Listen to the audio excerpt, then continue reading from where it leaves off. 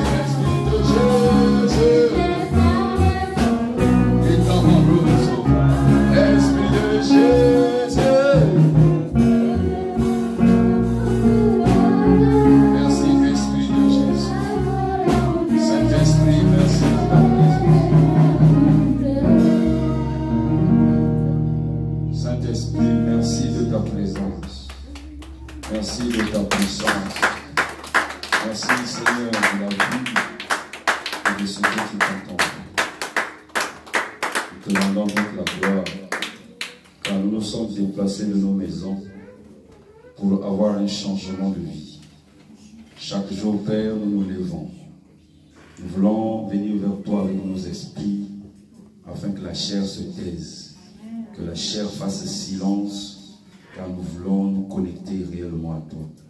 Toi qui as l'esprit supérieur, l'esprit au-delà de tous les esprits. Que ton nom soit béni. Prends place et parle-nous dans le puissant nom de Jésus. Amen. Acclame Jésus et bonjour à tout le monde. Je vous salue au nom de Jésus. Je vois la gloire de Jésus, gloire à l'Éternel, gloire au nom de Jésus. Je viens, je vois la gloire de Jésus, gloire à l'Éternel. Amen. Je vois la gloire de Jésus, gloire à l'Éternel, gloire au nom de Jésus. Je viens, je vois.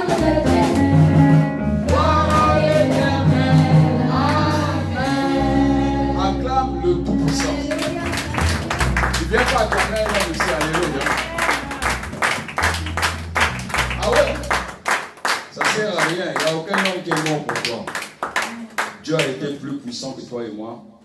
Donc je te salue encore au nom de Jésus parce que je pense que ce n'est pas un fait du hasard le fait qu'on se voit. Et si nous nous sommes vus, c'est parce que Jésus a prévu cela pour nous. Amen. Et nous avons aussi fourni nos propres efforts. Alléluia. Parce que Jésus peut te réveiller du sommeil, même te lever du lit et partir, ça dépend maintenant de toi.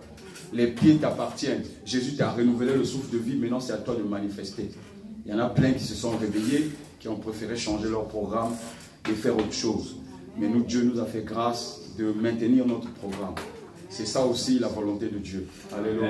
C'est ça aussi la volonté. En fait, il faut toujours... Quand tu as dit dimanche, je ne pars pas à l'église, je vais aller visiter ma tante. Ce n'est pas parce que le pasteur va t'appeler que tu vas changer la visite. Parce que quand tu vas voir ta tante, Dieu t'envoie voir ta tante. Alléluia. Le programme conçu doit être exécuté. Car l'église, c'est toi et moi. L'église, ce n'est pas des bâtiments. Mais si Dieu t'a donné un programme, tu l'exécutes. Si samedi, Dieu te dit, tu dois aller à Paris, tu t'es réveillé, tu as payé le billet, va à Paris. Que rien ne t'empêche d'exécuter le plan de Dieu. Car le plan de Dieu pour toi, c'est ta vie sauvée et les autres. Alléluia. Retrouvons-nous donc aux endroits où Dieu veut que nous soyons. Déclare, je veux être là où Dieu veut que je sois. Je veux être là où Dieu veut que je sois. Je ne veux pas être là où mon frère veut que je sois. Je ne veux pas être là où mon frère veut que je sois. Mais je veux être là où Dieu veut que je sois. Je veux être là où Dieu veut que je sois. Alléluia. Alléluia. C'est la volonté. La volonté de Dieu, elle s'accomplit en toi. Et ton cœur a besoin d'être libre pour écouter la parole. Tu ne peux pas être avec, tu as des cailloux, mais tu veux écouter la parole. Elle ne va pas rester, elle va dandiner sur ton cœur. C'est pour cela que écouter la parole, c'est pour faire du bien à ta vie. Alléluia. La parole doit faire du bien à ta vie. Ça doit te soulager, ça doit libérer. La parole doit venir s'insérer dans ton cœur et donner une solution à toi. Alléluia. Ce n'est pas un homme qui peut prier. Quand il prie, c'est le Saint-Esprit qui agit en toi. Ce n'est pas un homme qui va se glorifier de tout ce qu'il a sur la terre. Nous ne sommes rien sur la terre. Nous ne sommes que des petites choses. Et que demain matin, on peut se retrouver. Vous apprenez qu'un est parti. Alléluia. Parce que le souffle de vie lui a été retiré. Nous n'avons pas la décision sur le souffle de vie. Nous ne sommes que des ouvriers au plan de Dieu. Alors je vais t'inviter à t'asseoir, mon frère, ma soeur. Merci la chorale. Que le Seigneur vous bénisse abondamment de votre assiduité. Et vous avez très bien chanté. J'ai été richement béni. Mes frères, mes soeurs, il y a de la place par là.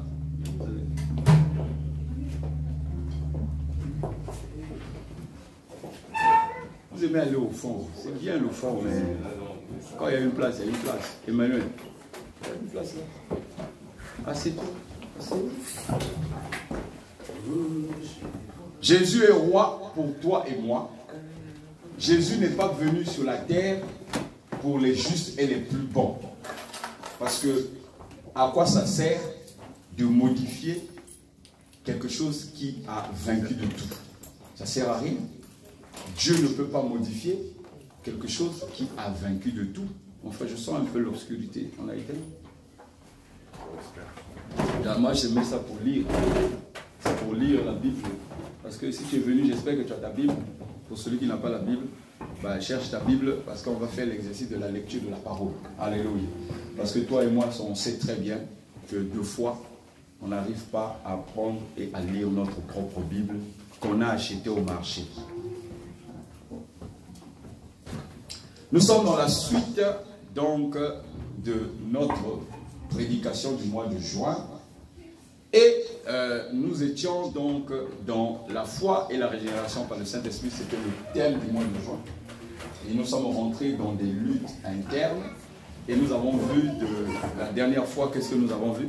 Dimanche passé. Dimanche passé, qu'est-ce que nous avons vu? Oui. Oui, dimanche passé, qu'est-ce qu'on a vu? Les cultes sont en ligne. Hein? Ouais, parce que tu n'es pas là, que tu ne suis pas le culte. Il faut suivre. Ce n'est pas une raison. Oui, donc nous avons vu la conversion. L'église, c'est ton cœur. N'oublie jamais ça. Ce n'est pas les bâtiments. Les bâtiments peuvent disparaître, mais l'église, c'est ton cœur. Donc, nous étions sur la conversion totale en Christ. La conversion totale en Christ. Ce n'est pas à Christ. Hein. Christ, ce n'est pas un parti politique. D'accord? Christ, ce n'est pas un magicien, ce n'est pas un sorcier ou un féticheur. Donc, il n'a pas besoin de fanatiques. Il a besoin de gens qui vivent en lui. En lui. Vivent en Christ. Vivent en Christ. Je vais laisser 2 minutes à l'Assemblée pour me définir qu'est-ce que Christ. C'est quoi Christ pour toi? Qu'est-ce que tu prends pour Christ? Aujourd'hui, c'est l'enseignement. On va continuer notre enseignement. C'est quoi Christ pour toi? Qu'est-ce que Christ réellement? Parce que les gens disent Jésus-Christ, Jésus-Christ. Mais c'est quoi Christ? En réalité, Christ, c'est quoi? Parce que si tu ne sais pas ce que c'est que Christ, tu vas prier autre chose. Oui ou non? Oui ou non? Oui ou non? Si tu ne connais pas le président d'un pays et qu'on t'a invité à la présidence et que les premières personnes que tu vois tellement bien habillées, tu crois que c'est le président, mais c'est le protocole. Qui te prennent pour t'emmener dans un salon. Et dans le salon, là, il y a souvent une personne qui anime le salon où les gens sont attirés vers lui. Et tu vas croire que c'est le président. Et tant que personne t'a dit, tu as assis, tu dis, ah, c'est lui le président. Tant que le président n'est pas encore venu et se présenter. Alléluia. Amen. Et tu vas rencontrer des gens de foi qui ont beaucoup d'allocutions, ils parlent bien, ils connaissent le pays, ils te définissent. Et tu vas penser que c'est le président. Le président ne vient qu'à la dernière minute. Alléluia. Il sort à la fin. Quand il vient, on a déjà tout arrangé. Il vient, il commence à parler, il fait un discours. Ah, tu sors. Ah, donc ce n'était pas les protocoles. Ce n'était pas le monsieur qui parlait beaucoup là, mais le président était caché. Donc, il faut que tu saches qui est le président, qui est Christ en réalité. Il faut que tu saches qui est Christ. Comment? Terreur du diable. Christ, c'est terreur du diable. Ok. Et qu'est-ce que tu dis de Christ pour toi? Oui, Christ, c'est qui? Nous sommes une assemblée, non? On est l'église, non? C'est le sauveur. Oui. Loin. Hein? Loin. Loin. Oui. Tu l'as dit. Celui qui a donné sa vie. Celui qui a donné sa vie pour sauver le monde. C'est qui? La parole. C'est Emmanuel. Dieu est avec nous. Christ, c'est Dieu est avec nous. Il faut être définir Christ comment? Chacun de nous a même défini Christ, non? Ça m'envoie tout ce qui croit à la croyance non, qui est Christ? chrétienne. C'est qui Christ? C'est le Fils de Dieu. Ok. C'est bon. Moi, je suis d'accord avec Christ. Je n'ai pas demandé que quelqu'un soit d'accord avec qui. Je pose la question. Toi, tu dis que Christ, c'est qui? Ouais, Christ, c'est le Fils de Dieu. Ok. Oui. Moi, j'ai dit qu'il est le roi des rois. Le roi des rois, oui. Hein? Oui. Ok. Mais Jésus, c'est qui finalement? C'est qui Jésus? Le sauveur du monde. Finalement, Jésus, c'est qui? Qui est Jésus? Bon, Jésus, c'est lui qui a été Jésus, c'est sur la terre. Oui. Jésus, c'est son nom. Je- Jésus-Christ, pour moi, c'est Jésus-Christ. Christ, comme le Christ, là, c'est lié au chrétien, christianisme, comme on est chrétien. Donc, Jésus-Christ, donc, nous, les chrétiens, on est les enfants de Dieu. Non, Jésus, pour moi, Jésus, c'est comme le nom, et Christ, c'est le l'enfant prénom. de Dieu. Voilà. Donc, Jésus, c'est le nom et Christ, c'est le prénom. Ouais, pour moi. Oui. Jésus, c'est qui? Je rends grâce à Dieu de m'avoir demandé de vous poser la question. La parole faite chair. Hein? C'est la parole de Dieu faite chair. La parole de Dieu faite chair. Oui, Jésus. Jésus, c'est l'envoyé de Dieu sur la terre. Ok. Et donc, Jésus, Emmanuel. c'est le même qui est Christ. Tu as dit que Jésus, c'est le nom, Christ, c'est le prénom. Luc chapitre 2, à partir du verset 26. Ouvre ta Bible, ma soeur, mon frère. Parce qu'il faut, ça c'est la base. Si chacun de nous doit savoir qui est Jésus. Alléluia. Alléluia. Amen. On peut faire des prédications, on va à tous les vents, mais si on ne sait pas ce que c'est, ce qu'on prie, c'est compliqué. C'est pour cela que Dieu, merci Seigneur, merci de la puissance de ta parole. Merci. On n'a pas encore commencé notre message. On va commencer par là. Luc chapitre 2, te dit quoi? À partir du verset 26. Que dit la parole? Qui a trouvé? Il avait été divinement, Il avait été divinement averti Ah. par le Saint-Esprit Ah. qu'il ne mourrait point avant d'avoir vu le Christ du Seigneur. Ah! Avant d'avoir qui? Avant d'avoir vu qui? Avant d'avoir vu le Christ du Seigneur. Alléluia. Et dans ta version, ils disent quoi? C'est la même chose? Le Saint-Esprit lui avait révélé qu'il ne mourrait pas avant d'avoir vu. Là, on entend parler de Siméon, hein, chez ceux qui ne connaissent pas l'histoire. Hein. Il y avait deux personnes que Dieu avait révélées qu'ils verront. Donc, c'est Jésus, donc Siméon et qui? Anne. Et Anne. Alléluia. Amen. Et Anne, donc, devait voir le Seigneur. Anne, c'est une veuve qui avait perdu son mari depuis longtemps, qui ne s'était plus remis avec des hommes, qui attendait l'arrivée du Seigneur. Elle passait son temps dans la synagogue. Donc, ici, Siméon, finalement, déclare qu'il avait été révélé, dans ma version, je vais lire, verset 26, il avait été divinement averti par le Saint-Esprit qu'il ne mourrait point avant d'avoir vu le Christ du Seigneur. Le Christ Du Seigneur. il parle de Jésus. Hein? Donc, Christ, déjà, on va éliminer que c'est un prénom. On est d'accord? Jésus, c'est le Christ. Du Seigneur. Et comme Jésus est le Christ du Seigneur, pour savoir c'est quoi un Christ du Seigneur, tu verras ça de Ésaïe. Ésaïe parle de loin de Dieu. Alléluia. Amen. Alléluia. En fait, lorsque tu vas lire que Joseph doit donner le nom à son fils, c'est le Saint-Esprit qui lui dit quel nom donner.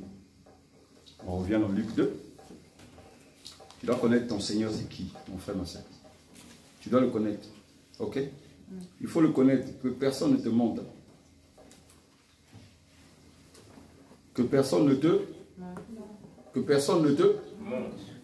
Alors, Joseph, qu'est-ce qui est écrit? Luc 2, en ce temps-là, parut un édit de César Auguste, ordonnant un recensement de toute la terre. Ce premier recensement eut lieu pendant que Quirinius était gouverneur de Syrie. Tous allaient se faire inscrire chacun dans sa ville. Et Joseph aussi monta de la Galilée, de la ville de Nazareth, pour se rendre en Judée, dans la ville de David appelée Bethléem, parce qu'il était de la maison de la famille de David, afin de se faire inscrire avec Marie, sa fiancée, qui était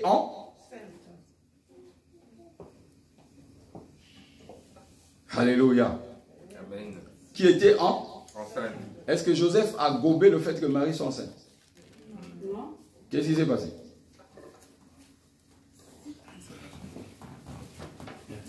C'est de là que vient le nom, le Christ du Seigneur. C'est quand Joseph a boudé. Il a voulu s'éloigner. Ah. Et ensuite, qu'est-ce qui s'est passé?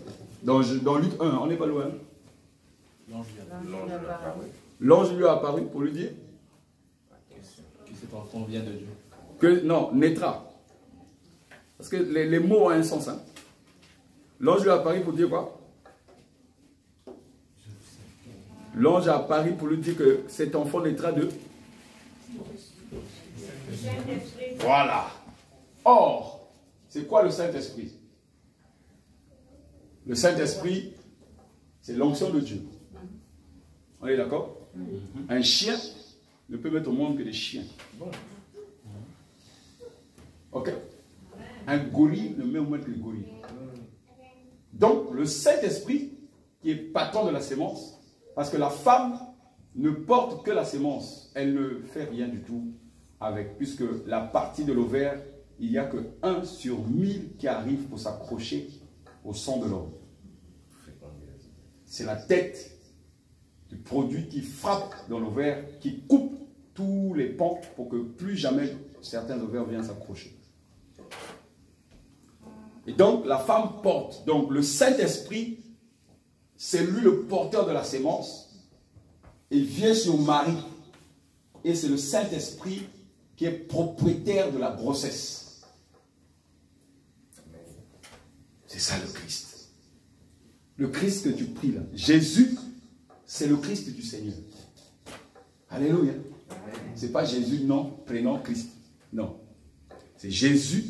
Le trait d'union que tu vois là, c'est ce qui explique ce que Simeon a vu. C'est ce trait d'union là. Jésus, que tu as vu dans la chair, en réalité, qui est passé à la croix, c'est lui, loin de Dieu, qui est dit dans Ésaïe 60. C'est lui, loin de Dieu, qui supporte tout pour te sauver, qui est dit dans Ésaïe 53. C'est lui, loin de Dieu, qui vit au milieu de toi, qui est dit dans Ésaïe 9. Emmanuel. Alléluia. Donc, le Christ du Seigneur, l'onction de Dieu, c'est Jésus. C'est pour cela que Dieu l'a souverainement élevé. Dans le livre de Philippiens. Dieu l'a souverainement élevé. Et a élevé non seulement sa personne, mais a élevé son nom. Que à chaque fois que tu fléchis tes genoux, au nom de Jésus, tu vas recevoir ce qui est à toi. À chaque fois que tu ouvres ta bouche, au nom de Jésus, toutes les personnes vont te fuir. Car ce nom est caché dans le feu qui a apparu à Moïse dans Exode 3. Le nom de Jésus, c'est dans ce feu-là. Alléluia. Amen. Alléluia. Amen. Tu ne dois pas parler du nom de Jésus comme si c'était quelque chose de la blague. Comme les gens font aujourd'hui en Occident. Ils méprisent même ce que c'est qu'un pouvoir. Ils critiquent leur président. Ils l'accablent de coups. Et ils sont étonnés de voir que leur pays commence à régresser. Il y a un pouvoir sur la présidence. C'est Dieu qui a établi les rois, les gouverneurs. C'est Dieu. Il y en a qui tuent leur roi. Il y en a qui tuent leur président. Et ils s'attendent à avoir quelque chose de bon. L'autorité de Dieu est bafouée. Jésus, c'est le Christ du Seigneur. Comme quand chacun de nous vient bafouer l'autorité de Jésus dans nous. Alléluia. Jésus en nous, quand tu enlèves, parce qu'en fait ton cœur c'est un royaume. Ton cœur c'est un royaume. Dans ton cœur il se passe beaucoup de choses. Il y a des boulevards dedans, il y a des maisons, il y a tout. Tu as tout bâti dedans. Soit tu as bâti avec de la paille, soit tu as bâti avec du ronce, soit tu as bâti avec de l'or. C'est toi qui as bâti. Alléluia. Amen. Dis gloire à Dieu. Gloire à Dieu. Acclame Jésus, le Christ du Seigneur. C'est pour cela que tu m'entends chaque jour, je dis Jésus le Christ du Seigneur. Parce que j'ai découvert, en réalité, qui est Jésus. Jésus, ce n'est pas un magasin à bonbons. Donne, donne, donne, donne, donne. Non. Jésus, c'est un ami pour toi. C'est vraiment l'onction de Dieu en toi. Quand tu le reçois comme Seigneur et Sauveur, l'onction de Dieu vit en toi. C'est pour cela que dans Jean 14, Jésus dit, je m'en vais, mais je ne te laisserai jamais orphelin. Qui est orphelin? C'est pas celui qui a perdu son père? Bien sûr. Oui ou non? Oui. C'est pas celui qui a perdu des parents? Donc Jésus montre à l'église que non seulement je veux mourir à la croix, mais je suis ton parent. Il dit, je m'en vais. Mais comme je m'en vais, je te rendrai pas. Et pourtant, les hommes de la terre viennent des familles. Des fois, son père physique et sa mère sont encore en vie. Mais Jésus a déclaré à tout ce qui était autour de lui que je m'en vais, je ne te laisserai pas orphelin. Alléluia. Alléluia. Ça veut dire que ton père charnel et ta mère ne sont pas dans la puissance du royaume. Le sang humain n'a pas de puissance. Et Jésus sait que si tu n'as pas Jésus, tu es orphelin. Si tu n'as pas Jésus, tu es orphelin. Et il dit, je t'enverrai le consolateur, le Saint-Esprit. Ce matin, nous allons rentrer dans notre thème, les portes qui empêchent de se convertir. Il n'y en a pas plusieurs. Les portes qui empêchent l'homme de se convertir. Souviens-toi que dans Luc 22, Jésus est en train de remettre le royaume à Pierre. Jésus dit à Pierre que le royaume t'appartient. À partir du verset 28, nous avons vu la dernière fois que Jésus dit à Pierre, Pierre, tu as le royaume. Pierre, tu as le pouvoir. Pierre, tu as ceci. Pierre, je t'ai pris. Pierre, j'ai prié pour toi. Quand tu seras converti, affermis tes frères. La Bible dit dans Luc 22 que Jésus est venu là où s'appelait Philippe de Césarée. Lorsque j'ai creusé, vous savez que lorsque tu lis la Bible, tu peux lire un passage et avoir compris une chose. Mais reviens sur le passage, commence à comprendre les endroits où Jésus a marché. Alléluia. Ce ne sont pas des faits du hasard. Jésus n'a pas marché parce qu'il s'est levé le matin et dit, bon, je vais à la gloire. Non, Jésus est venu accomplir une mission. Alléluia. Amen. Il est venu te voir, toi. Il est venu ici pour accomplir une mission. Quand Jésus vient, là où était Philippe de Césarée, c'était un endroit abominable. Il y avait ce qu'on appelait les portes de la mort à cet endroit. Si tu vois une image de Philippe de Césarée, et tu vois par exemple là où ça se trouve, aujourd'hui ça a changé de nom, ça s'appelle Bagna. Et cet endroit-là existe encore jusqu'à aujourd'hui. Si tu tapes sur internet, tu vas voir que c'est un endroit obscur, abominable. Et Jésus se pointe à Philippe de Césarée, à l'endroit où on tuait les gens, à l'endroit où on sacrifiait les âmes. Il se lève, il dit à Pierre, Pierre, toi tu es Pierre, en tant que Pétros. Il y a une langue qui appelle Pierre Pétolo. Alléluia. Ils ont juste pris ça de Pétros, de l'hébreu. Pétolo. Donc il dit tu es Pierre parce que tu es Pétros. Mais sur cette pierre que Jésus est en train de montrer, la pierre comme un rocher, qu'on appelle Pétras en hébreu, c'est que la pierre comme un rocher, car Jésus lui-même est le rocher. Sur ce rocher, je bâtirai mon église. Alléluia. L'église se trouve sur des rochers où personne ne peut déboussoler l'église. Quels que soient les vents de gauche à droite, l'église ne pourra jamais bouger. Car l'église est installée sur du roc, pas sur du sable. Amen. Et lorsque Jésus s'adresse à Pierre, il dit, Pierre, les portes des séjours des morts, c'est-à-dire ne vont plus te réclamer. Sur cette église, les portes des séjours des morts ne proviendront plus que point contre elle. Jésus est en train de donner une vision à l'église. Jésus donne une véritable vision, une force de l'église. Dans ce thème, le premier point qu'on va voir ce matin, c'est les portes des séjours des morts.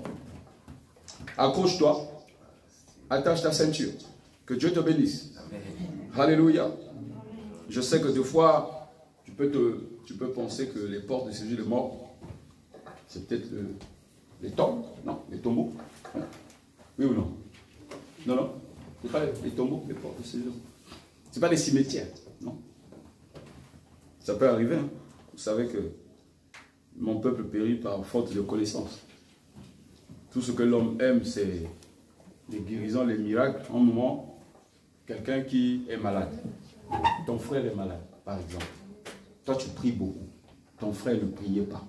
Tu vas voir un pasteur, mon frère est gravement malade. Il est à l'agonie à l'hôpital. La Bible dit que l'onction de Dieu, c'est loin. C'est le Christ du Seigneur qui vit en toi. Et vous allez prier pour lui. Il va être sauvé. Et les médecins vont trouver un traitement. Ok? Il va être guéri. 6 mois plus tard, il repart en boîte de nuit. Il a dit, tu as perdu ton temps. Alléluia. Amen. Tu as perdu le temps du pasteur et ton temps. Parce que, à quoi bon sortir un mort de la mort pour repartir à la mort? Tu devais le sortir et le suivre. Tu dois le suivre. Alléluia. Amen. Suivre. Regardez mes amis. Cela ne sert à rien seulement de gagner les âmes. Gagner les âmes, ce n'est pas lui donner Jésus. Il dit accepte Jésus. Non, ce n'est pas ça gagner les âmes. Jésus dit dans Matthieu 28 qu'il faut faire des nations quoi? Des disciples. Faites de toutes les nations les disciples. Si on fait de toutes les nations les disciples, est-ce qu'on a fait de toutes les nations les gens qui acceptent Jésus? Accepter Jésus, c'est être disciple. Venir à l'église, c'est être disciple. Bien préparer à cette disciple. Or, disciple, c'est celui qui a droit à la connaissance de Dieu. Écoutez, il fut un temps dans les années 2006, je ne sais pas combien, il y avait une dame qui était vraiment malade. Les Chinois ont essayé. Elle avait un cancer. Les Chinois ont essayé, les hôpitaux ont essayé. Et à un moment donné, la dame ne voulait plus recevoir les gens. Elle tournait le dos. Quand tout le monde rentrait dans sa chambre d'hôpital, en fait, elle ne voulait plus voir les gens. Parce qu'elle savait qu'il n'y a plus rien à faire. Et la dame, quand on est venu me voir, j'étais en vacances dans cette ville, on est venu me voir, on m'a dit, est-ce qu'on peut aller voir, je peux aller voir ma tante. J'ai dit, qu'est-ce qu'elle a à l'hôpital? Ouais, ok, pas de problème, on va y aller. Mais quand on est arrivé, moi-même j'ai constaté que la dame avait tourné le dos, elle a regardé le mur là-bas. Et j'ai vu des femmes, vous savez, assises, alitées par terre, en train déjà de pleurer des choses. Tous les jours, elles pleuraient déjà. Et quand je suis rentré, la dame ne parlait pas, elle ne disait rien. Bon, je suis reparti à l'extérieur. La personne qui m'a invité m'a poursuivi, me dit, mais pourquoi tu t'en vas, on n'a même pas prié? J'ai dit non, on ne peut pas prier avec quelqu'un qui nous tourne le dos. Alléluia. Non, il ne faut pas faire ça. Ce n'est pas les histoires de prier pour faire plaisir à quelqu'un. Non, non, non, non, non. La vie, ce n'est pas faire plaisir à quelqu'un. Non, non, non. La vie en Christ, c'est voir les miracles de Dieu s'accomplir. Chacun de nous ici veut voir Dieu accomplir les miracles dans notre vie. Alléluia. Chacun de nous ici veut voir un miracle de Dieu. Chaque jour, tu veux voir le miracle de Dieu. Dans tes finances, dans ta façon de vivre, dans ton mariage, dans beaucoup de domaines, tu veux voir Dieu agir. Mais on n'est pas venu pour faire semblant. Est-ce que tu es venu faire semblant aussi? Non. Tu te lèves tous les matins. Et alors, j'ai attendu quelques instants. J'ai compris que la chose était difficile pour moi. Et donc, je suis allé dans un coin, vous savez, dans ce pays-là, j'ai pris le bâtiment derrière. J'ai dit à la sœur là, est-ce que tu veux me suivre? Elle dit non, on va trouver qu'on a quitté, on va être mal poli. J'ai dit ok, je préfère qu'on me traite de mal poli. Ok. Donc, je suis resté silencieux, seul. J'ai commencé à intercéder au fond du cœur. J'ai demandé au Seigneur, qu'est-ce que je veux faire? Pourquoi je suis là? Rendre visite à quelqu'un à l'hôpital, c'est pas anodin. Même quand tu vas voir quelqu'un à l'hôpital, n'y va pas pour voir qu'il sache que tu étais venu lui rendre visite, quoi. Sincèrement, ça ne sert à rien. Hein. Quand tu l'emmènes, le repas, tout ça, vous rigolez, vous racontez du passé. Le gars est en train de souffrir, toi tu lui racontes le passé. Ah, tu te souviens? Ah, toi et moi, quand on jouait là, tu penses que tu lui remontes le moral. Quand tu vas quitter là, il va pleurer, pleurer, pleurer. Tu rends visite à quelqu'un pour venir prier. Il faut que tu sois important pour chaque acte que tu poses sur la terre. Tu ne vis pas pour rien, quoi. Tu viens, rien ne s'est passé. Non. Et quelques minutes plus tard, quand je suis revenu, la porte était finalement fermée. Quand la porte était fermée, plus personne ne rentrait parce qu'il y avait des gens à l'intérieur qui s'occupaient d'elle. J'ai attendu et finalement, la personne qui m'a emmené me dit, on rentre. Je dis, je n'ai pas fini ce que je suis venu faire ici. Alléluia. La personne dit, mais moi, je dois rentrer le temps. Ah, attends, tu cours le temps. Ok, bah, tu prends un taxi. Moi, je suis venu avec ma voiture. Je prends un taxi. Moi, je n'ai pas fini ce que je suis venu faire. C'est passé des heures. Je n'ai pas fini. La personne a été obligée d'attendre. N'avait pas les moyens pour prendre un taxi. C'est ça, hein? Quand tu dépends de quelqu'un qui a la voiture, vous sortez pour repartir à la maison, il faut que lui te dise on va. Alléluia. Amen. Et donc, du coup, quand la dame a fini, quand elle a fini, elle a ouvert la porte. Les dames qui étaient par terre aussi, on les avait sorties. Elle a ouvert la porte. La dame avait toujours le dos tourné et elle regardait toujours contre le mur. Je suis rentré. Elle a dit, qui est rentré? Alléluia. Parce qu'elle peut-être ne s'attendait pas à une autre visite. Et la personne qui m'accompagnait parlait en patois. Il a dit, je suis venu avec un pasteur. Elle m'appelle pasteur la sœur. La dame dit, moi, je n'ai pas besoin de pasteur. Dieu n'a rien fait pour moi. Déjà, la dame parle, c'est une bonne chose. Et j'ai dit, la mort et la vie se trouvent dans notre corps. De la façon dont nous vivons, c'est de la façon dont nous mourons. Alléluia. Amen. Quand tu es venu, tu ne savais pas. C'est les gens qui savaient. Ah, tu as eu naissance. Quand tu vas mourir, tu ne sauras pas. Et les gens sauront. Les gens sauront que tu es mort. Amen. C'est de la façon dont on vient, c'est de la façon dont on part. Et j'ai commencé à parler avec la sœur. Et subitement, j'ai commencé à prier. D'abord à louer Dieu, à chanter et à prier. Donc la personne qui m'accompagnait aussi commençait à m'accompagner. La sœur a tourné le dos. Alléluia. Amen. La sœur s'est tournée dans le lit. Et la sœur m'a regardé. Elle a dit, pasteur, je sais que je vais mourir. Mais il y a peut-être beaucoup de choses que je vais faire. Je veux parler. Alléluia. Amen. Et la sœur a pris 2 heures pour parler. Elle a parlé, elle a parlé, elle a parlé, on a prié. Elle a parlé, on a prié. Elle a accepté Jésus sur le lit de l'hôpital. Elle a glorifié Dieu. Elle a demandé que j'aille voir ses enfants, que je prie pour ses enfants. Quelques jours plus tard, la sœur est morte. Alléluia. Amen. Tu dois faire ce que Dieu te dit de faire. Tu ne dois pas être un chrétien qui pense que tu dois vivre comme les autres. Non. La vie du chrétien, c'est la vie qui combat beaucoup de choses jusqu'à ce que tu vas mourir. Tu ne dois pas venir voir ton frère ou ta soeur juste comme ça. Tu ne dois pas repartir dans ta famille comme si de rien n'était passé. Il y a un musicien qui dit que rencontrer Jésus, c'est comme un homme qui a fait un accident. Tu es déformé. Alléluia. Amen. Alors quand tu es déformé, les gens doivent savoir que tu es déformé. Ton visage est déformé. Ton pied est coupé par accident. Et Jésus, c'est une grâce qui vient en toi, qui te déforme totalement. Complètement. Rien ne se passe. Les portes des séjours des morts. On va lire une écriture. Alléluia. Matthieu chapitre 16. Mon frère, Matthieu chapitre 16. Tu sais mettre? On va ouvrir nos Bibles. Matthieu chapitre 16. Laisse tomber, laisse tomber. Laisse tomber. Matthieu chapitre 16, on y va? À partir du verset 16. Prends ta Bible, ouvre ta Bible papier. Que dit la parole?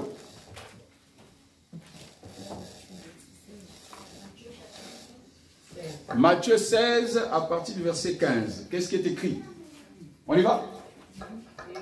Et vous, la sœur, tu peux te mettre debout, s'il te plaît? Merci. Et vous, leur dit-il, qui dites-vous que je suis? Simon Pierre répondit, tu es le Christ, le Fils de Dieu vivant. Amen. C'est Jésus, hein? Ah, non? C'est pas Jésus qui pose la question. Il a dit que Simon Pierre a dit quoi? Qu'il était le Christ, le Fils de. Et la suite, une fois qu'il a dit ça, que dit le Seigneur? Jésus répondit. Oui. La parole dit. Jésus répondit, verset 17.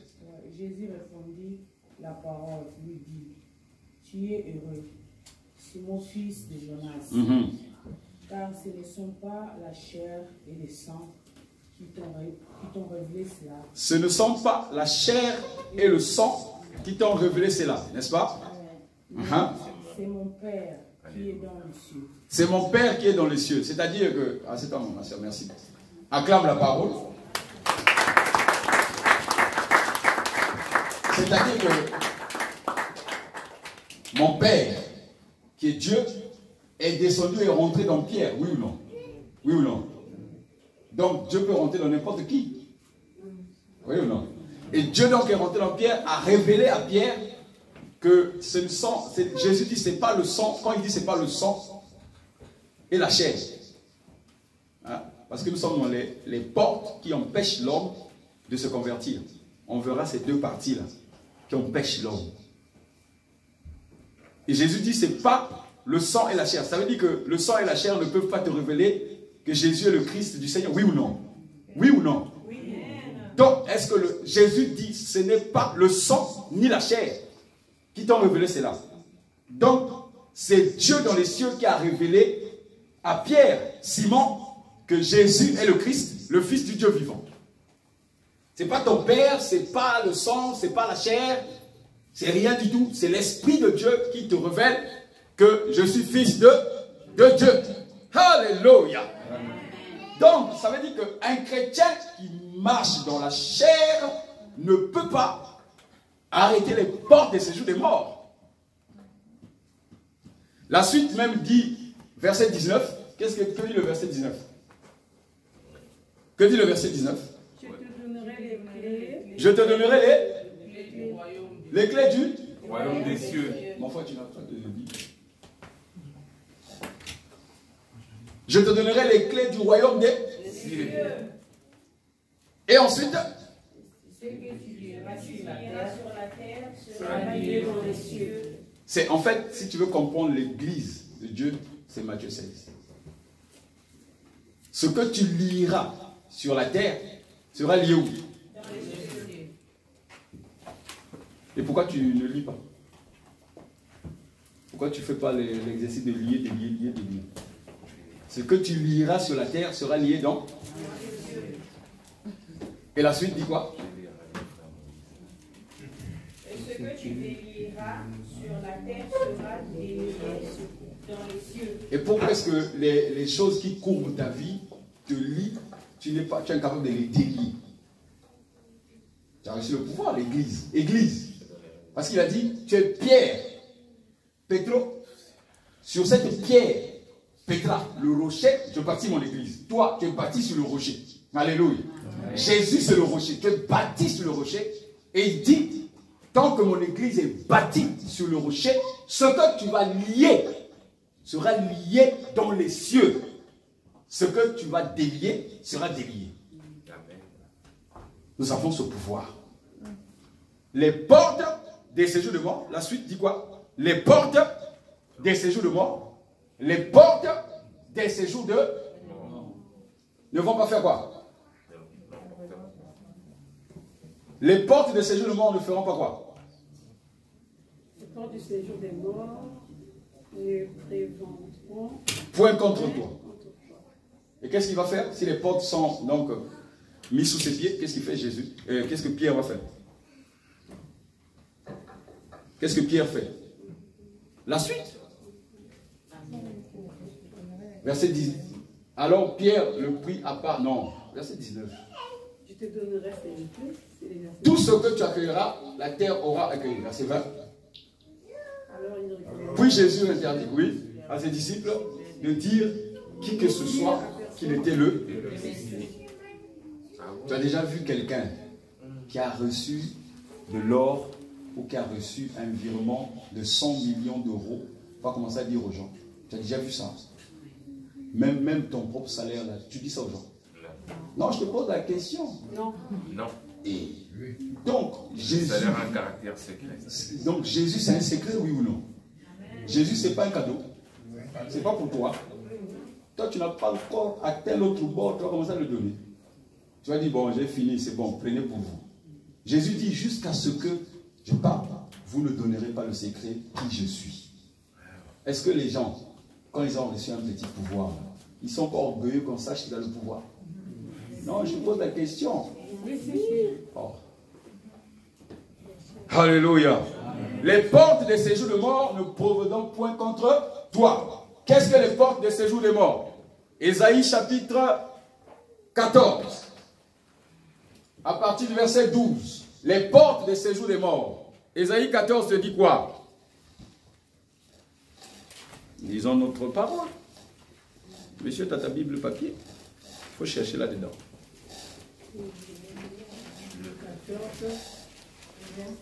Verset 12. Que dit la parole? Te voilà tombé du ciel. Oui. Astre brillant, le fils de l'aurore. Le fils de l'aurore. Oui. Tu es abattu à terre, toi le vainqueur des nations. Ok, amen. Amen. Verset 9 maintenant. Lui, il est tombé du ciel. Le verset 9 dit quoi? Le séjour des morts se meut. Le séjour des morts, là, tu peux te mettre un peu de plus, s'il te plaît. Le séjour des morts. C'est ça, le séjour des morts s'émeut. Oui. Jusque dans les profondeurs. Oui. Pour t'accueillir à ton arrivée. Ah. La suite. Il réveille devant toi les ombres. Les ombres. Tous les grands de la terre. Il fait lever de leur trône tous les rois des nations. Amen. Amen. Comment les portes des séjours de mort peuvent faire lever tous les rois des nations et les hommes de la terre aussi? Les grands de la terre, les portes des séjours de mort. C'est pas la tombe, hein?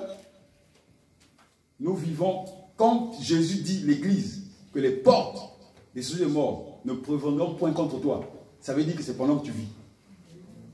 Pendant que tu vis, ces portes, ce n'est pas la mort, mais les portes des séjours des morts. Les portes des séjours des morts. Les portes des séjours des morts. Les portes des séjours des morts, c'est tout ce que tu peux entendre. Les sciences occultes. Quand tu vois par exemple, dans Romains 1, il parle de ça, il dit que les portes sont ouvertes pour ceux qui vont homme avec homme. Donc les lesbiennes, les pédés, ça c'est les portes des séjours des morts. Alléluia. Amen. Les injures, le mensonge, ça c'est des portes. On dit les portes des séjours des morts t'empêcheront de te convertir. Ces portes-là vont t'empêcher de te convertir. Et Jésus, parce que nous, on veut voir ces portes qui empêchent, mais nous savons qui est capable de fermer la porte des séjours des morts. Oui ou non? Oui. Qui est capable? Qui est capable?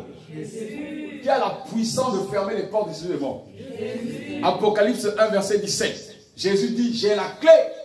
Alléluia. 17, mon frère. 1, 17.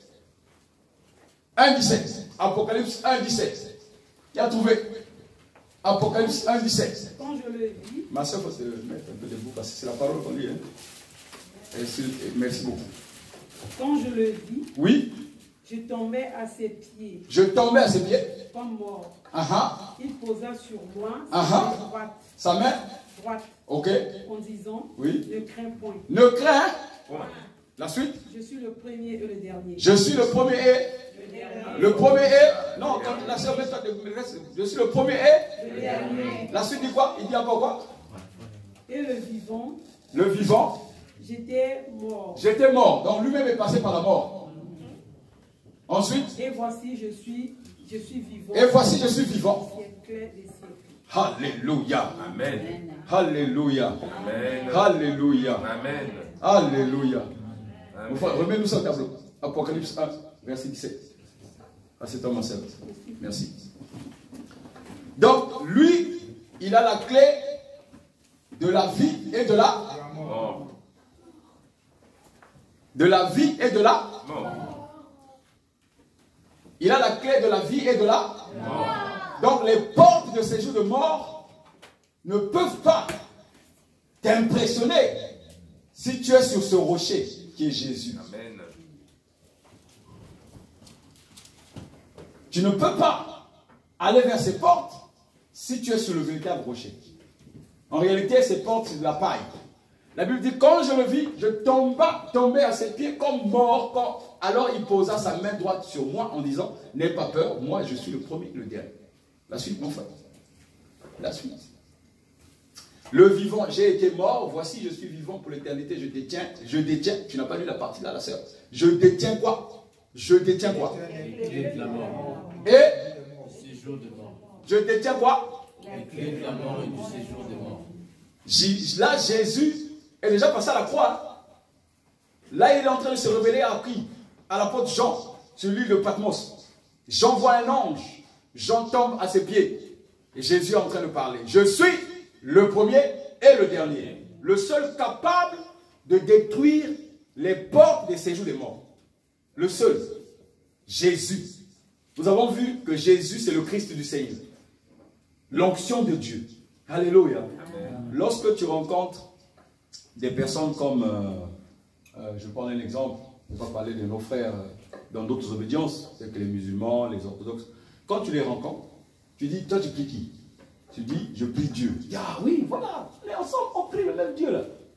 Mais si tu lui dis, ah, je prie Jésus-Christ, il va dire, ah, va là-bas. Alléluia. Ce nom-là fait peur.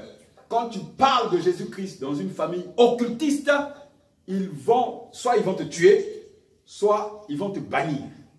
Le nom de Jésus fait peur.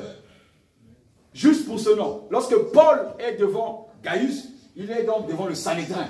Il est en train d'expliquer le nom de Jésus. Tous disent, nous croyons en Dieu. Mais quand Paul vient parler de Jésus, tous ferment les oreilles. Alléluia. Alléluia. Jésus est le seul qui a vaincu la mort. Et il a récupéré la clé des séjours des morts. Les séjours des morts, ce n'est pas le diable. Pendant que tu vis, les séjours de mort se lèvent contre toi. Et tu piétines sur les séjours de mort. Ce sont les séjours de mort qui empêchent l'homme à se convertir. À se convertir.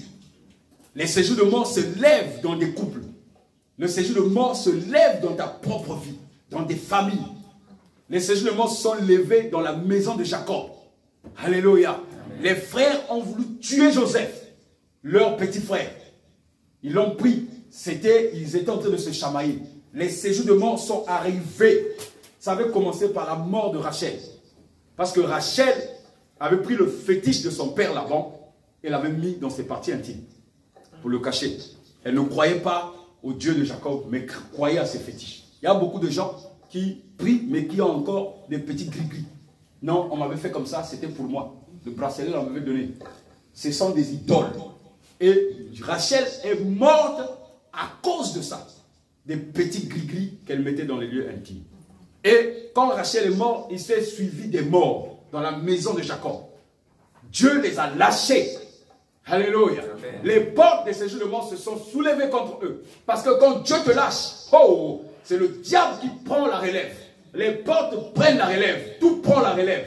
Parce que quand l'homme désobéit, c'est ce qui lui arrive.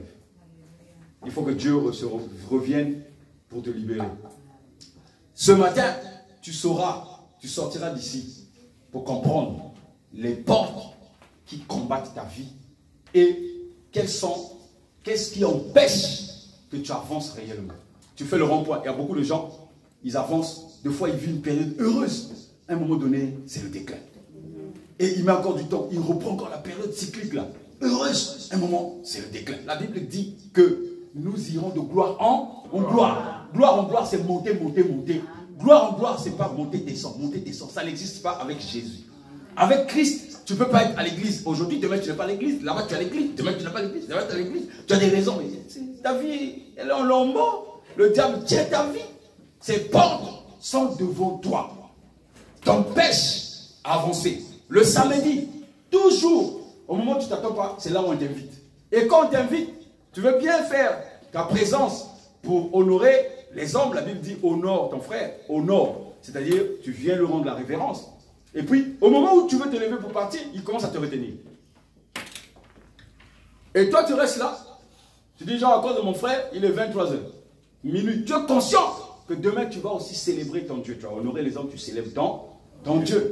Mais tu vas rester parce que tu veux faire plaisir. Et tu rentres à 3-4 heures du matin.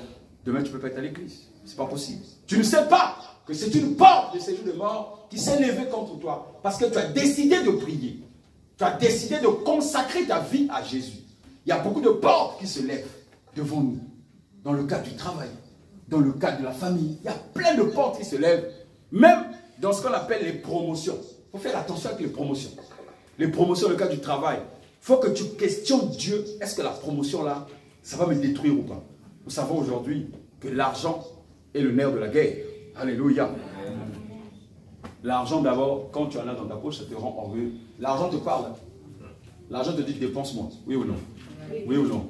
L'argent te dit dépense-moi, oui ou non? Oui. Et quand l'argent tu l'as dépensé, il n'y a plus rien, tu deviens et se moque de toi de l'autre côté. L'argent est rentré dans la poche de ton voisin, commence à se moquer de toi. Il était locataire chez toi, il n'y a plus rien. Commence à se moquer. Hé mon frère, il fallait me garder chez toi. Mais ce n'est pas toi qui m'as dit de te dépenser. Alléluia. Amen. Nous pouvons être des chrétiens à chaque fois, mais on ne réussit rien. On est peut-être sauvé, mais on ne pourra rien réussir sur la terre. À chaque fois, on va regretter quand 10 ans passent, 20 ans passent, 40 ans. Finalement, bon, tu commences à être traditionnel et religieux. Tu viens dimanche à l'église, tu repars, tu pries avant de manger, avant de dormir, quand tu te lèves du lit. La religion, quoi. Il n'y a pas de vie en Christ en toi. La vie en Christ, c'est de victoire en victoire. Tes échecs et tes épreuves ne peuvent pas rester debout tout le temps devant toi. Ils doivent être rabaissés. Or, le problème, c'est que on nous explique que, mon frère, il faut prier. Hein. Il faut prier. Prie. Tous les jours, prie. Et alors, prier, ça va te donner quoi? La Bible dit, la foi sans les œuvres est une foi morte. Il faut prier. Il y a un temps pour prier, dit Ecclésiaste 3. Un temps pour travailler. Un temps pour sourire. Un temps pour pleurer. Un temps pour manger. Un temps pour faire les enfants. Un temps pour se marier. Un temps pour travailler. Il y a un temps pour toutes choses. Tu ne peux pas seulement prier. Tu ne peux pas seulement travailler. Il faut faire tout ensemble. Tu dois rendre grâce à Dieu à ton travail. Là où tu te trouves, tu rends grâce à Dieu. Et là où tu travailles, tu rends grâce à Dieu. Dans tes affaires, partout où tu te trouves. Alléluia. Alléluia. Amen. Les portes des séjours de mort ne proviendront, c'est-à-dire qu'ils vont plus se lever parce que tu es bâti sur le rocher. Ne te laisse pas aller avec des histoires que les hommes racontent. Tu es arrivé dans un territoire à l'étranger, la majorité ici est étranger. Et tu arrives ici, on te dit que ici, là, c'est soit femme de ménage, soit éboueur, ou soit aide à domicile. C'est tout. Ah. Et tu rentres là-dedans. Bon, tu fais ça, tu fais ça, tu fais ça. Tu crois que c'est ça qui est réservé pour toi ici. Est-ce que tu sais pourquoi Dieu t'a emmené ici? Tu lui as posé la question? Qu'est-ce que tu fais ici? Tu dois savoir ce que tu fais ici. La Bible dit que les étrangers arrivant dans une demeure, dans Isaïe, les étrangers ont plus de pouvoir. Alléluia. Écoute-moi très bien. Il demande à l'autochtone de prendre soin de l'étranger. Pourquoi? Il dit que si tu prends soin de l'étranger, tu réussiras. Ça veut dire quoi? L'étranger a un pouvoir. L'étranger a quelque chose qui n'est pas dans l'autochtone. La majorité des gens qui réussissent, c'est les étrangers. C'est ceux qui viennent de loin. Prenons la Bible. Tu vas voir que Seth s'est déplacé. Noé s'est déplacé. Abraham s'est déplacé. Isaac s'est déplacé. Jacob est même allé chez son oncle, a cru que c'est là-bas. Non, il s'est encore déplacé. Alléluia. Amen. Joseph est rentré en Égypte. Il s'est déplacé. C'est lui qui a été vainqueur là-bas. Manassé et Séphora se sont déplacés. Manassé s'est déplacé. Ephraïm s'est déplacé. Quand on dit le peuple nomade, les Ephraïm. Alléluia. Amen. Tout ce qui se déplace par la grâce de Dieu. Amen. Parce que tout le monde ne peut pas se déplacer. Je connais des gens en France ici qui ont grandi dans leur ville, ils ont fréquenté dans leur ville, ils se sont mariés dans leur ville, ils ont travaillé dans leur ville, ils n'ont jamais été dans une autre ville. C'est une malédiction. Tu dois te déplacer. Tu dois aller de gauche à droite. Alléluia. Pourquoi tu dois rester fixe? On doit se déplacer. Ces portes t'empêchent de te déplacer. Parce qu'en fait, Jésus te dit, quand tu rentres dans une ville, qui ne te reçoit pas, ben, tu sors, tu es poussé, tu veux dire que change de ville. Est-ce que l'Assemblée comprend? Amen. Ça veut dire que ça ne marche pas. Jésus, quand il dit, c'est pas seulement dans la prière, hein. Quand il dit on ne te reçoit pas, ne veut pas dire que quelqu'un qui ne prie pas avec toi. Non, c'est que ça ne marche pas. Et même la poussière de cette ville change de vie. Alléluia. Amen. Jésus montre la technique aux gens comment vivre sur la terre. Mais l'homme, il pense qu'il faut juste être dans les synagogues de 24 heures sur 24 prier. À un moment donné, quand tu vas sortir de ton jeûne, tu vas vouloir manger. À un moment donné, quand tu vas sortir de ta prière, tu vas vouloir manger. Et tu vas manger quoi?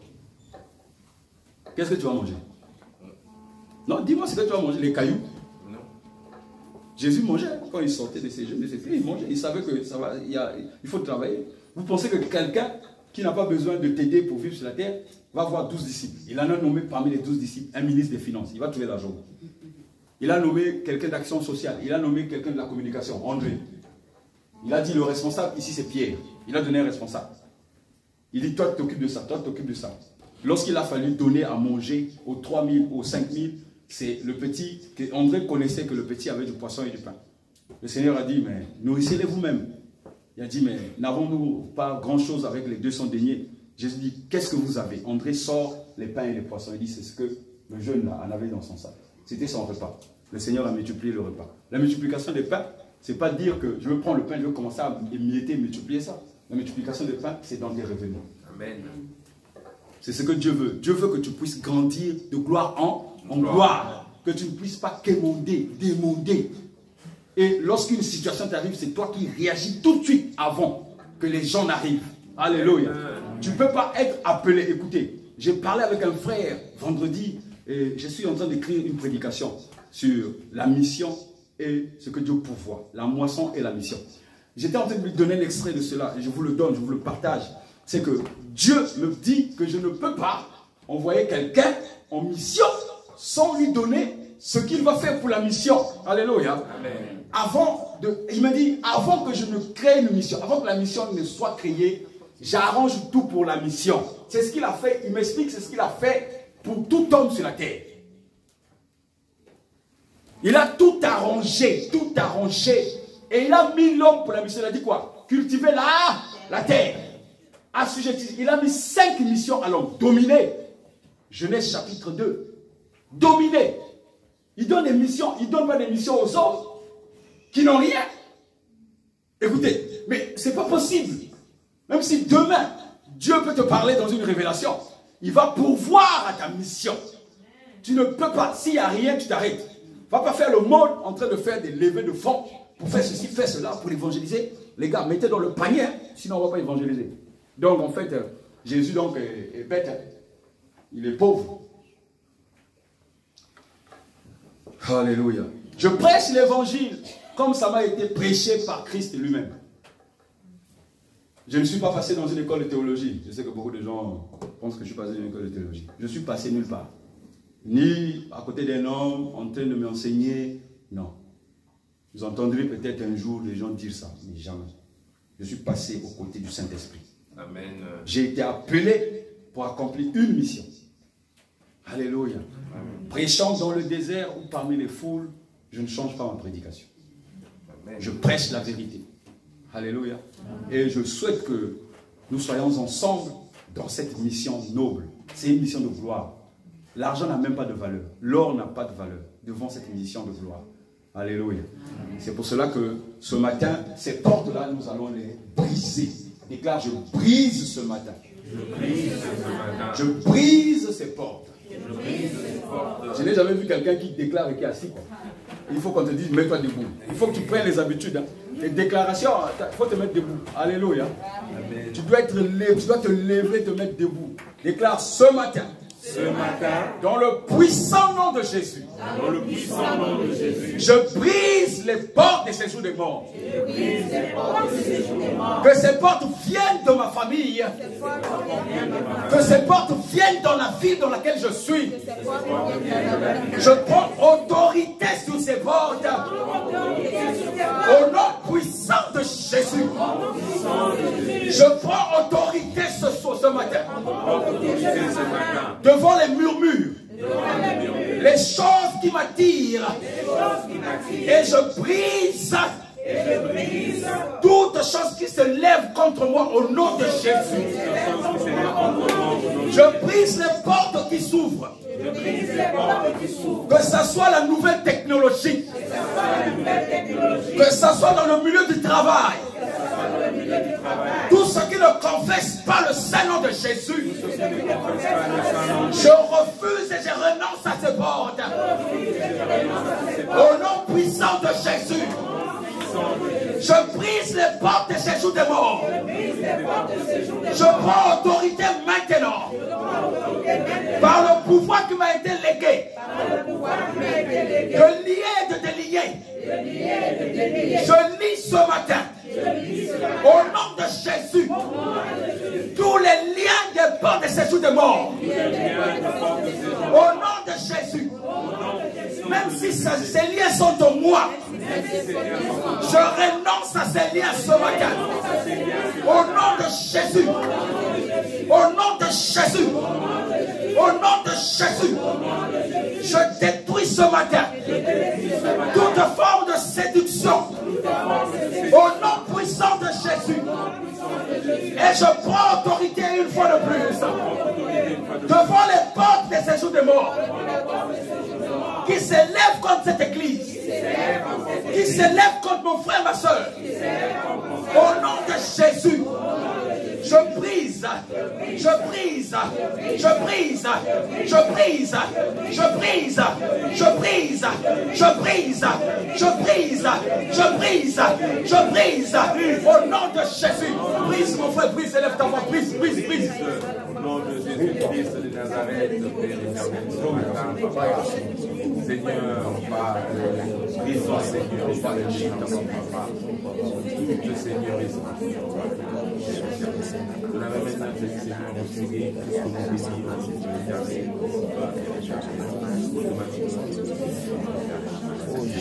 c'est le premier et le dernier, Seigneur,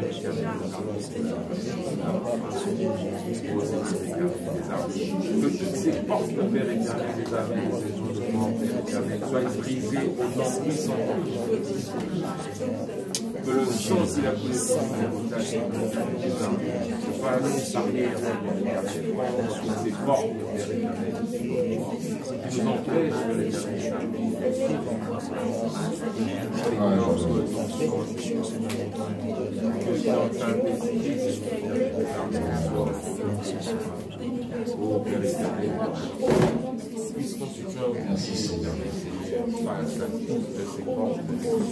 Déclare, Père, c'est par ta grâce que j'ai reçu ces révélations.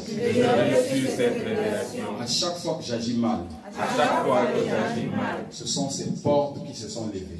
Ce sont ces portes qui se sont levées. Je ne dois pas aller dans les jugements. Je ne dois pas aller dans les jugements. Je dois aimer mon frère, ma soeur. Je dois aimer mon frère et ma soeur. Prier pour lui. Prier pour lui. Afin qu'il soit sauvé. Afin qu'il soit sauvé. Je dois prier pour mon voisin. Je dois prier pour mon voisin. De mon quartier. De mon quartier. Afin que ses eaux reçoivent de la parole. Afin que ses eaux reçoivent de la parole. Merci Seigneur pour ta puissance.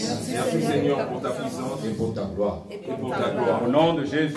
Au nom de Jésus. Acclame Jésus et prends place dans la présence du Saint-Esprit. Ce thème sur les portes de séjour des morts, ça fait partie d'une porte que tu dois approfondir.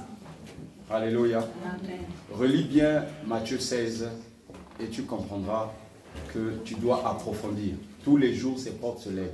C'est ce qui rend les gens dans les discussions, dans les divisions, dans les préjugés. C'est ça qui nous fait que nous puissions nous diviser. Alléluia. Il faut beaucoup lire cette écriture. La deuxième porte qu'on va parler, j'en ai prévu 3, j'en ai sélectionné 3, je ne sais pas si je pourrais. Il y a la peur, la deuxième porte, après il y a la chair. Mais nous allons passer à la chair, parce que cette porte-là, elle est vraiment en nous. La peur, si nous vainquons la chair, la peur, nous allons la vaincre. Alléluia. Si nous pouvons réussir à vaincre notre chair, nous allons vaincre la peur. On parlera de la peur dans la prochaine occasion. Alléluia. Amen. Dans le livre de Galates chapitre 5, à partir du verset 16, la Bible dit que les désirs de la chair sont contraires finalement aux désirs de l'esprit. Jésus est en train donc, par Paul, il est en train de vous expliquer que tant que nous vivons dans la chair, nous ne pourrons rien faire. D'ailleurs, dans Galates 2:20, il parle que Christ doit vivre en nous. C'est Christ qui vit en moi, ce n'est plus moi qui vis. Le moi que tu entends là, c'est la chair. Parce que la chair est en nous. Alors, qu'est-ce que la chair? C'est quoi la chair? L'homme détient 5 sens. L'homme détient 5 sens. Lesquels? Lesquels? Lui. L'odorat. Oui. Oui. Lui, l'odorat, oui. Le toucher. Le goûter. Et puis la vue. Donc, l'homme détient 5 sens. Aujourd'hui, vous êtes en train de m'écouter, de me voir. Deux fois, je vous pose des questions. Vous répondez. Vous parlez. Mais vous n'avez pas encore goûté ce que je suis en train de dire. Il n'y a même pas quelques secondes, nous avons tous goûté en priant. Alléluia. C'est ça le goûter. Dans l'esprit, je veux parler des 5 sens dans la chair. Goûter Jésus, c'est ce qu'on a fait. Donc, quand l'homme goûte, quand il perd le goût, il n'y a plus rien. Il n'a plus la sensation du goût. Souvent, quand les hommes, quand ils prennent du café, ici les gens prennent beaucoup de café. Et des thés, café, thé. Enfin, c'est une culture que j'ai trouvée ici. Chez moi, on prend de la citronnelle ou de l'eau chaude. On met du sucre. Ouais, vraiment, c'est une coutume, c'est une tradition. Café, thé, après manger, café, thé. Souvent, ça vous saoule. Quand vous prenez des distances d'avion, vous changez, vous faites escale, on vous a déjà servi café, thé. Vous remontez café, thé, vous descendez café, thé. Mais c'est leur culture. Et donc, souvent, quand tu prends ça chaud, ça te perd un peu le goût.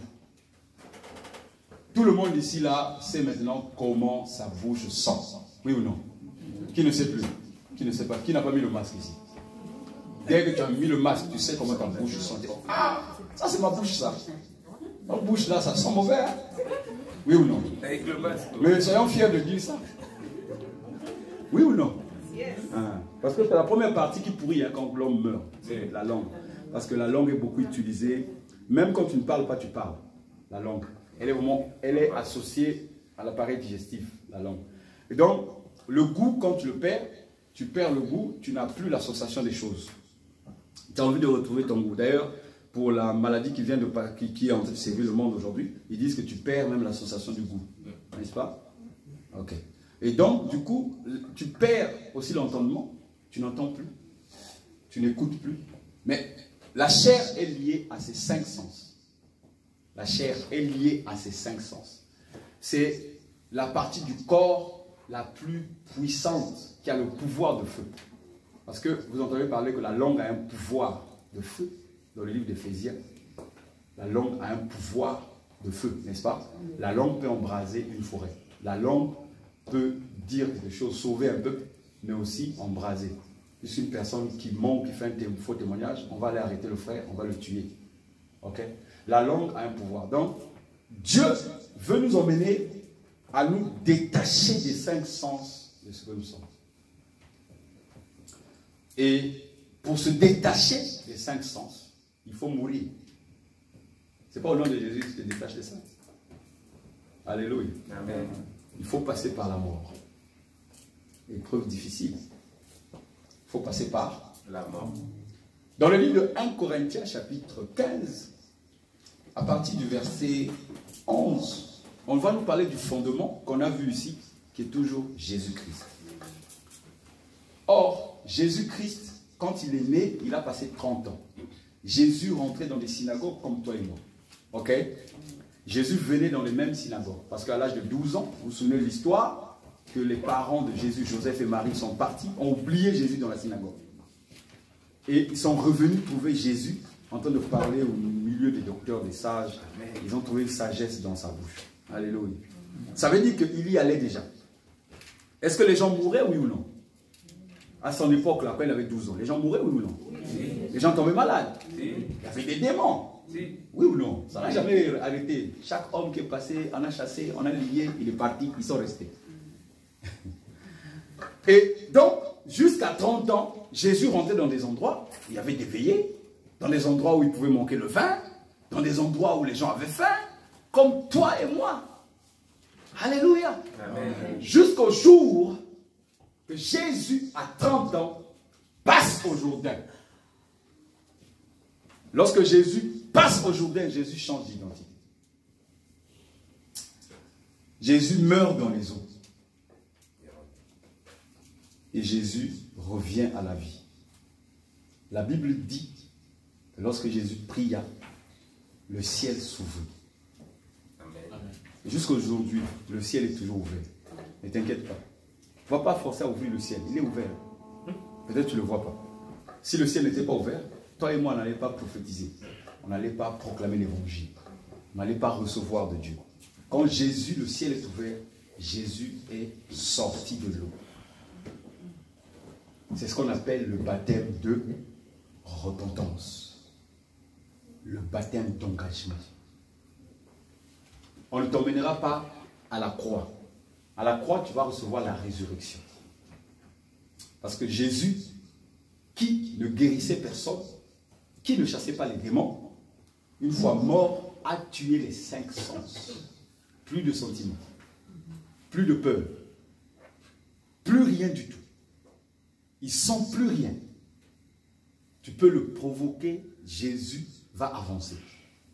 Et Jésus est revenu dans sa synagogue. La Bible dit, vers le verset 14, dans Luc chapitre 4, Jésus revient dans sa synagogue. Jésus revient dans sa synagogue.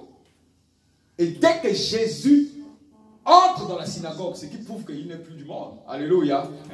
Les démons s'agitent.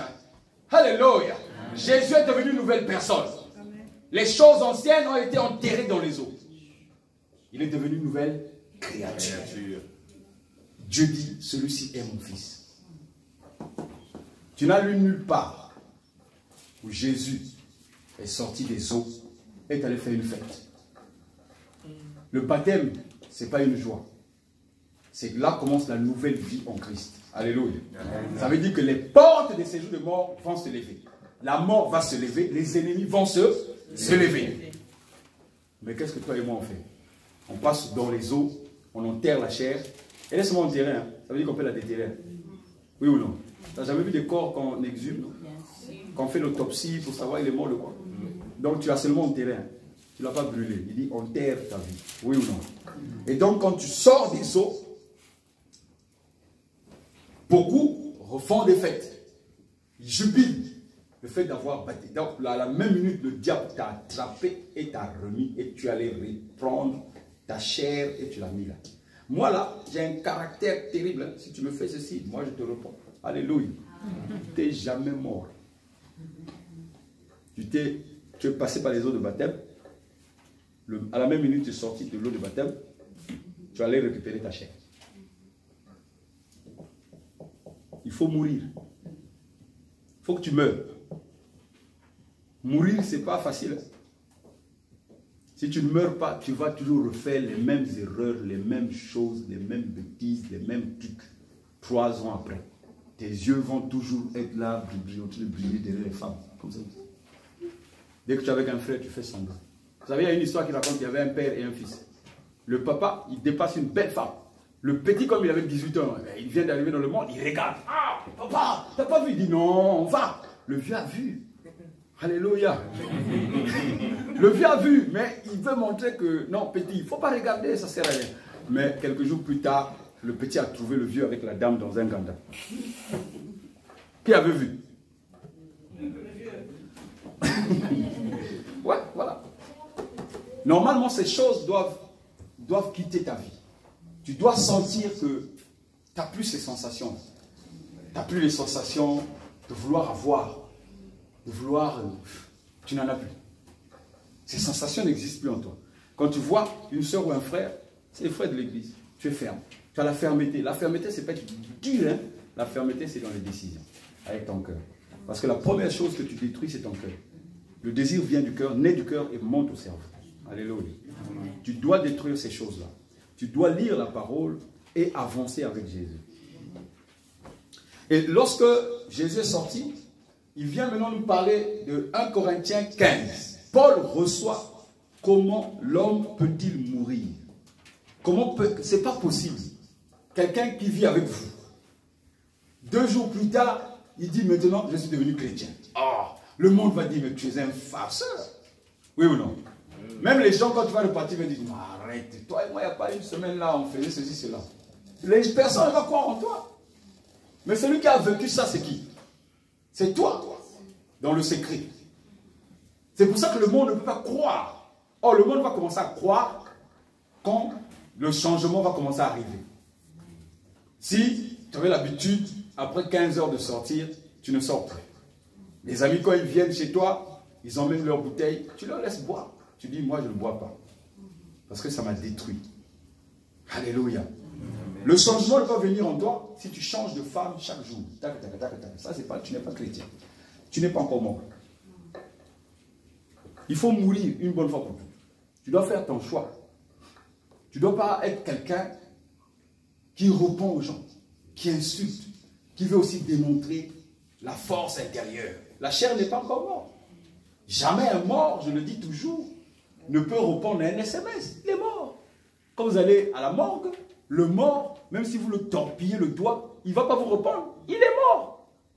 Un chrétien doit subir la mort, c'est-à-dire les 5 sens n'existent plus. Le goûter, l'huile, l'odorat, ils n'entendent. Quand les gens parlent, ils n'entendent pas. Vous savez, depuis quelle année je me suis assis, je reste là constamment en train de regarder la télé.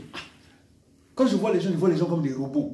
Mais pourtant, j'étais là-dedans. Je jouais aux jeux vidéo jusqu'en 2012. J'étais un fanatique. Personne ne me battait d'ailleurs. Même toi aujourd'hui, je veux te battre. Non, je te le dis parce que depuis l'âge de 8 ans, je joue à ça. Alléluia. Et quand est arrivée la révolution spirituelle dans ma vie, je sortais parce que, en fait, j'étais en train de faire souffrir une personne. J'occupais la télé du matin au soir, quoi. Un gros chômeur. Et des fois, la femme avait cette petite série à suivre, mais quand elle vient là, comme il y a une seule télé, on est sur le jeu. Et je prends le petit qui vient de net. 5 ans, 6 ans, je lui dis, assieds-toi, je vais te montrer les vraies choses. Alléluia. Et quand je joue comme ça, il y a une petite canette de bière à côté. Le petit est en train de voir, donc je suis en train de l'entraîner. Oui ou non? Oui. Et ça circule des caisses et des caisses, des caisses et des caisses. Hein. Toi, tu ne bois pas. Hein? Toi, tu ne bois pas, mon ami. Hein? Toi, tu n'as pas connu les gens qui ont bu. Hein? Des casiers de bouteilles de lent, que c'était des 1,5 litre, là, les 2 litres. Il faut fouiller. Tu vas voir. C'est pas ce que je te conseille. Et quand c'est arrivé, Jésus me dit, mais tu fais quoi? D'ailleurs, tu prives les autres à vivre autour de toi. C'est pas parce que tu vas à l'église que tu vas affamer, vous les femmes. Vous avez un mari. Comme le mari ne veut pas pouvoir venir à l'église, tu le forces, il ne vient pas. Quand tu sors, tu n'as fait ni à manger, tu n'as rangé ni la maison, parce qu'il ne veut pas venir à l'église. Non, c'est ta vie. Le salut est individuel. Le salut est individuel. C'est pas parce que moi j'aime jouer aux jeux vidéo que je vais priver les gens à suivre ce que je fais. Non. Dieu m'enseigne là-dessus. J'ai arrêté. Et j'ai continué à arrêter une chose après. J'ai senti la puissance de Dieu rentrer en moi. À des heures tardives. Waouh! Je faisais 147 kilos. Le Seigneur me dit, tu vas mourir. Il dit, waouh, je vais mourir. Oui, et j'ai failli mourir. Le Seigneur me dit, si tu continues à manger comme un glouton, avec des excès de table, tu vas mourir. Tu vas mourir. Tu manges à 6 heures, tu manges à 10 heures, tu manges à midi, tu manges à 14 heures, tu manges à 19 heures, tu manges à 23 heures, ton frigo est toujours ouvert. Tu vas mourir. C'est ça l'évangile. La Bible dit dans 1 Corinthiens 3, 17 que ce corps est le temple du Saint-Esprit. Celui qui le détruit, je le détruirai. C'est ta chair ne peut pas dominer tes envies. Tu ne peux pas avoir des envies qui viennent de ta chair. Les désirs de la chair sont contraires à l'esprit. Ça veut dire que quand tu écoutes ta chair, l'onction de Dieu n'est pas en toi. L'esprit n'est pas là. Alléluia. Or, tu ne peux pas être chrétien en suivant les désirs de la chair. Mes amis, mieux vaut mourir que d'aller dans le sens parce que les hommes vont dans telle direction. Ce n'est pas parce que tu as des choses qui te manquent que tu vas te laisser acheter. La chair ne peut pas être en pulsion dans toi. La chair doit mourir. La chair ne doit pas te dominer. Un pays ne doit pas te dire comment vivre. Car tu es étranger. Lorsque tu t'es déplacé avec un pouvoir de grâce. Amen. Au milieu d'une population, c'est toi qui crées la grâce. Tu vois les entreprises commencent à s'élever. La ville commence à changer. Je suis arrivé dans cette ville de Tours. En 1996, il n'y avait pas le pont que vous voyez qui est à Tours là. Il n'y avait pas cette autoroute. l'autoroute A10 ne venait pas de Bordeaux vers Tours. Quand je suis revenu en 2006, on a commencé à construire l'autoroute et le pont. Les choses évoluent parce que le chrétien est dans ce quartier. Le chrétien est dans cette ville. Ce n'est pas toi qui donnes l'argent, mais les gens sont à l'aise. Ils donnent paisiblement parce que tu pries pour eux. La Bible dit, quand tu arrives dans une ville, tu dois prier pour la ville qui te reçoit. Prier pour les responsables afin que tu puisses régner en paix. Amen. On n'est pas dans les critiques. Ta chair ne doit pas te dominer. C'est parce que les gens disent une chose que tu dois le dire. C'est parce que les gens font une chose que tu dois le faire. C'est pas ça, mon frère, ma soeur. C'est pas cela. Il existe des choses. David nous enseigne ça dans le livre de Samuel. Lorsque David savait qu'il avait le pouvoir, la Bible dit que Samuel l'a oint. Mais il s'est passé beaucoup d'années. Quand Saoul a compris que c'est David qui avait l'onction, il l'a pourchassé des années et des années pour le tuer. Mais qu'est-ce qui s'est passé? David a vu une caverne d'Adullam. Quand vous entendez caverne d'Adullam, ce n'est pas une maison. C'est un trou perdu. Il a utilisé les 400 vaillants qui étaient avec lui pour creuser et faire les conditions au moins pour dormir. Lorsqu'il fallait manger, David a fui tout ce qui était important. Il a tout laissé. Il est allé se terrer. Mais David n'est pas parti seul. Il y a des gens qui avaient des grands problèmes dans la société. Ils avaient des dettes. Ils avaient des gens qui les poursuivaient. Ils ont dit, notre espoir est en Dieu. On va suivre cet homme. Comment il peut quitter l'onction pour venir se cacher dans un trou comme un rat? David est arrivé, pas d'argent. Il n'y avait rien du tout. Il y avait une église pas loin. David est allé voir le prêtre. Il a dit au prêtre, on a faim. Le prêtre dit, mais je n'ai rien à vous donner. David dit, si. Qu'est-ce que je dois vous donner? Il dit, mais les pains de proposition. Il dit, oh, non, les pains de proposition, c'est pour les sacrificateurs. C'est pas pour vous. Il dit, non, moi, mes hommes, ont déjà passé 7 jours sans toucher une femme. C'est pas ce qui est écrit dans la loi. Il dit, oui, oui, ok.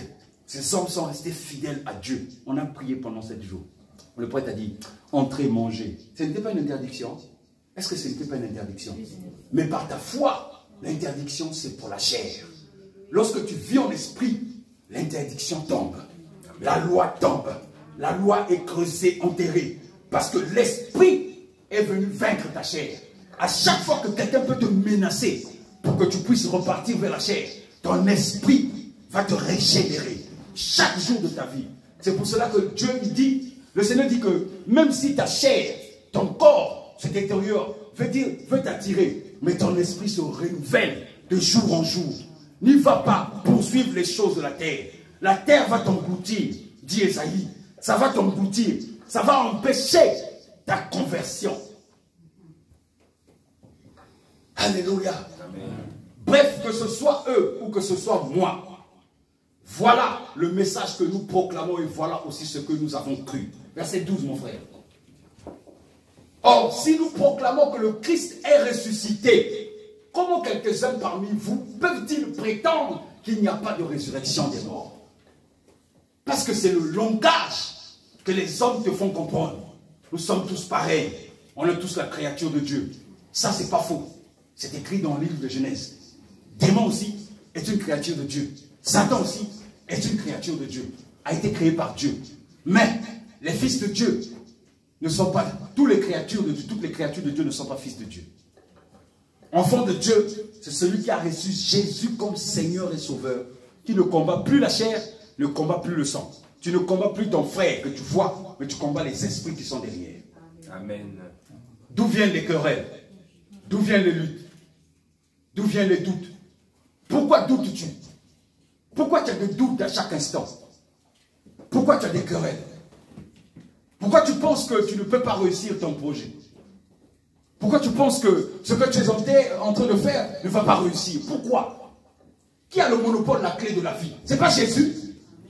Mais Jésus te dit que tu vas de victoire en victoire. Amen. Il ne t'a pas donné la clé pour que tu aies des échecs. Jamais du tout. Il n'y a personne qui te dépasse. Chaque personne a une utilité sur la terre. Que tu sois jeune, que tu sois vieux, tu as une utilité sur la terre. La chair ne doit pas te dominer. La chair ne doit pas dire que tu es fini. Aucune personne. Abraham a eu un enfant à 100 ans. Alléluia. Sarah n'a pas mis très tôt au monde. Écoute-moi, La stérile peut enfanter.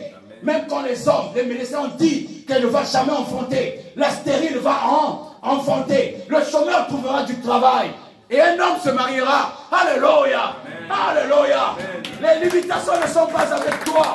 Aucune limitation ne sera pour toi. Ne te limite pas, mon frère. Car la chair, dans Galates 6, la chair, il y a toute une liste. Je n'ai pas besoin de te citer les choses qui sont dans la chair. Au verset 19, Galates 5, 27, 19, si tu le lis, tu vas te dire, mon Dieu, mais je me retrouve là-dedans.